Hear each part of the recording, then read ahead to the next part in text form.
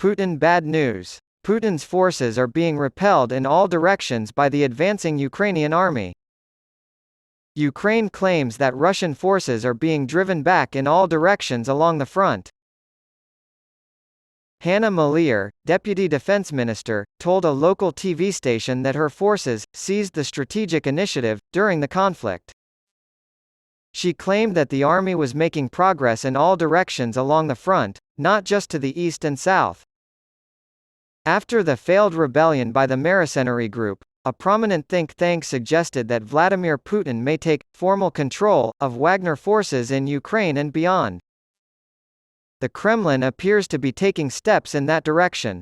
The Institute for the Study of War, ISW, reports that Russian Deputy Foreign Minister Sergei Vershinin flew to Syria to inform President Bashar al-Assad that Wagner will no longer operate as an independent organization in the country after Mr. Putin finally admitted the group is paid via state funds. On Friday, the Prime Minister of Belgium said that Russia's frozen European assets could generate $3.27 billion per year in profit, which could be used to help rebuild Ukraine. European leaders agree on the political necessity of using these assets to fund the reconstruction, but there is still much to learn about the legality of how to extract these profits. We're developing a strategy predicated on unexpected gains.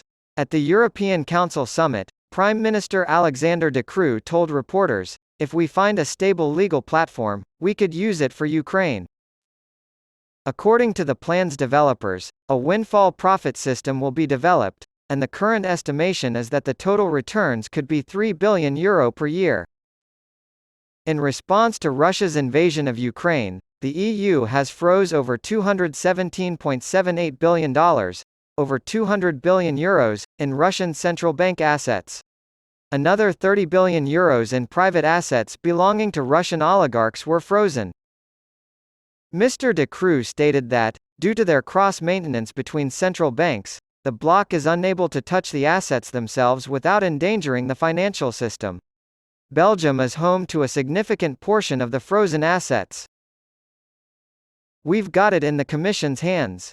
Although the appropriate legal basis for action has yet to be determined," he promised international cooperation. There will soon be an official announcement that the Biden administration is planning to send controversial cluster munition warheads to Ukraine. More than 50 heavily armored vehicles and missiles for their air defense system are part of the additional $500 million in military aid President Joe Biden announced for Ukraine earlier this week.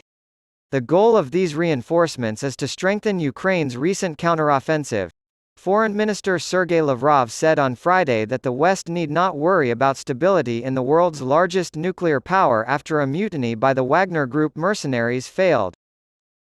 Lavrov stated that Moscow was under no obligation to explain anything or give any assurances to anyone when asked by Reuters if Russia was stable and if he could give the world assurances that Russia was not slipping into turmoil.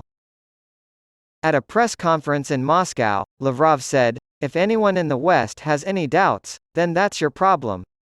Thank you for caring about the well-being of our country, but there is no need to worry."